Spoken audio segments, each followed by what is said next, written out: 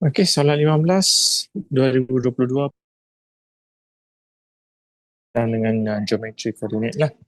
Alright, so soalan dia darjah 11 menunjukkan satu tembereng garis AC seperti yang kita boleh tengok kat sini AC beri bahawa titik B membahagi tembereng garis dalam nisbah M nisbah N lah. Okay, let's say we put the M here, N here. Okay, M nisbah N. Alright. Tunjukkan bahawa Y sama dengan inilah. Alright. Show that. So how do we show? This one is daripada rumus dia kan. Okay, remember in 2021 pun ada soalan macam ni. So it's all using the proportional triangle lah. Okay, so now how do you get the proportional triangle? Ini nisbah dia M, ini nisbah dia N. Okay, so we try to get the two triangles over here. Okay, first is like this. This is the one triangle. Another triangle I can see here. Okay, so kalau proportional, contoh kalau kamu ambil sisi ini bahagi dengan sisi ini, ya mestilah sama dengan dua sisi lagi. So of course we need M and N. So we must take another sisi ini dengan ini. Okay, so let's do it. So panjang ini, macam mana nak dapatkan panjang ini? Here is the Y, here is Y1, right? So nak dapat panjang ini, Y minus Y1 over yang ini. So ini dia Y2, okay, and then here is Y1, right? So Y2 minus Y1 lah, dapatlah panjang ni. So Y2 minus Y1. So equals to, sekarang cikgu nak ambil sisi yang kat sini. Okay, sisi ni M. Over, yang satu lagi yang panjang ini, kita mesti ambil yang panjang besar ni kan. So from here to here is M plus N. So M plus N lah. Okay. Then you just need to simplify until you get the Y here. Until you get a Y. Okay. So macam mana nak simplify dapatkan Y? First step, I want to darab silang lah. Okay, when darab silang, Y minus Y1 M plus N equals to M Y2 minus Y1. Okay. Then buka kurungan darab depan, darab belakang, and then belakang tu darab depan, darab belakang, right? So My plus Ny minus My1 minus Ny1 equals to My2 minus My1. Okay. So dah dapat macam tu. Next step, kita nak Y saja kan. Okay, we want to make it Y as a subject. So, what I want to do, yang ada Y ni juga nak biarkan. Okay, yang ni Y1 tu semua juga nak pindahkan lah. So, what I'll get, My plus Ny sama dengan My2 minus My1. Ini pindah jadi plus My1 plus Ny1 lah. So, My plus Ny equals to, yang ini dengan ini kalau kita selesaikan dah jadi kosong lah. So, tinggal My2 plus Ny1. So, kita nak Y saja kan. So, kita factorize first lah. So, Y M plus N equals to My2 plus Ny1. Okay. And then at the end, you need Y. So, Y equals to My2 plus Ny1 over, yang ini pindah jadi bahagilah M plus N. So we managed to get, but only thing is Ny1 first, My2 kat belakang. So it's the same thing lah, like 3 plus 2 or 2 plus 3, same thing. So we just rearrange supaya kita boleh dapat macam soalan nak lah. My2 over M plus N. Okay, dah settle. Alright, B. Okay, diberi bahawa P, X, Y bergerak dengan keadaan jaraknya dari R. So, P ni yang sentiasa bergerak. That's why dia asking locus bagi P lah. Dan macam mana juga tahu dia sentiasa bergerak? Because it's in the X and Y. And at the end, dia tanya juga locus bagi P lah. Okay, adalah 2.5 kali jaraknya dari parti Y. Okay. Yang ini kalau baca sekali memang macam, apa soalan minta ni? Okay. But when you just follow the question lah. Sekarang P dengan R. Dia punya jarak. Jadi, apa juga tulis? Juga tulis PR. Means I know it's a jarak PR lah. Equals to 25 kali So that means 2.5 darab jaraknya means from P lah. So P to the paksi Y. So I just sketch a bit, okay, so that you can understand better. So X, Y sini, okay. So I simply put a P here lah, X, Y, okay. So jaraknya dari paksi Y is here. So jarak dia means inilah kan jarak dia. Which is X, right? Jarak dia X. Yeah. Okay, for example lah, kalau 5 kat sini. Unit X dia 5. So jarak kat sini 5 lah, right? From jarak mengufuk dari paksi Y. Okay, it's 5 unit. So sekarang, kalau X, okay, sekarang kita tak tahu X, koordinat X dia berapa. Kita tak tahu. But then we know that it's X. So kalau X, okay, of course jarak dia adalah X. So that's why times with X lah. Okay. So PR, guna rumus jarak. So formula jarak, X2 minus X1 square plus Y2 minus Y1 square.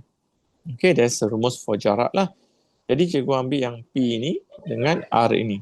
Okay, so what you will get? Square root 3 over, ataupun X minus 3 over 2 square plus Y minus negative 1 over 2 square equals to 2.5x.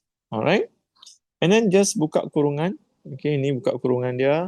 So x square minus 3x plus 9 over 4 plus ini pun buka kurungan y square plus y plus 1 over 4. Cikgu laju sikit lah. Kalau ada yang tak pandai nak direct, buat slow and steady. Tapi jangan terlampau lama sebab NMAS kena kejar masa sikit lah. Equals to, okay, yang punca ni pindah jadi kuasa 2. So that means 6.25x square. Alright.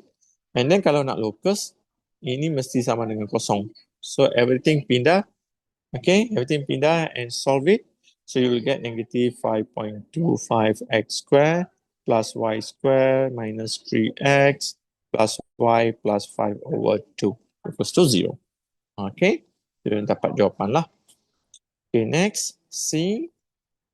Pelajar 12 menunjukkan titik-titik P, Q, R dan S pada suatu serta chartas A, P, Q, R, S. Okay. Diberi bahawa W, X, Y ini bergerak dengan keadaan jaraknya dari titik P dan titik R adalah sentiasa sama. Jarak dari P dan R sentiasa sama. Okay. So maksudnya bila kita baca macam ni, I mean what we can understand, ini dia tengah-tengah lah because jarak dua ni sama. So yang W ni yang bergerak, maksudnya dia sentiasa sama. Maksudnya dia tengah-tengah lah.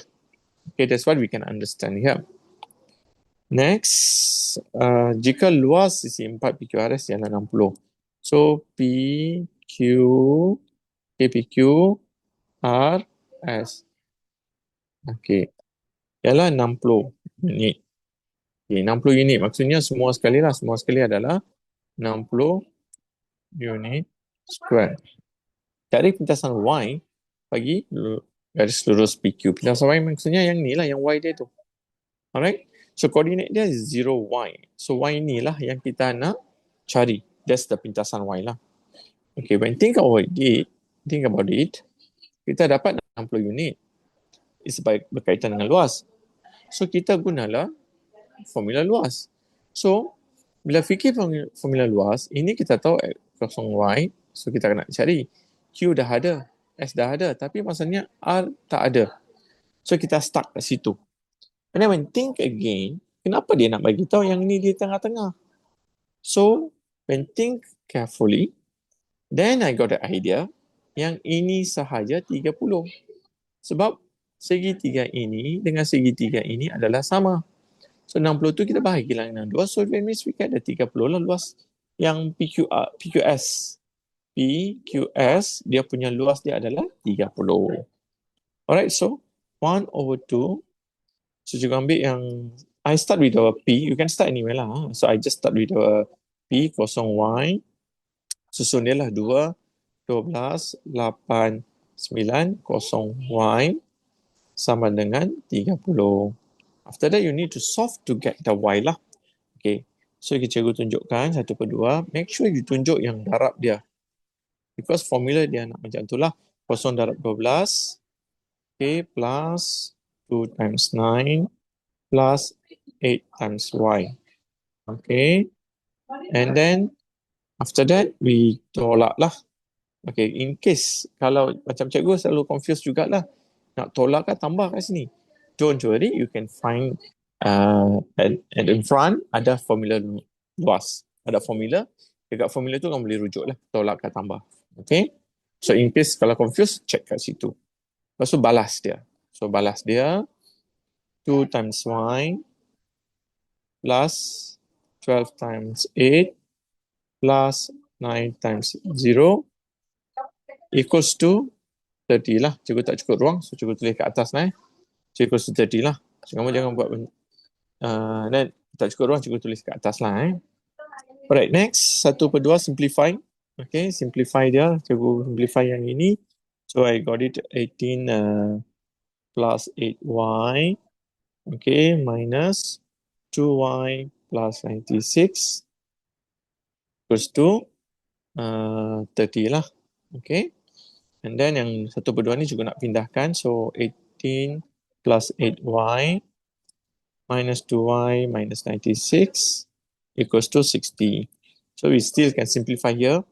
So cikgu simplify juga. Okay, so 6y minus 78 equals to 60.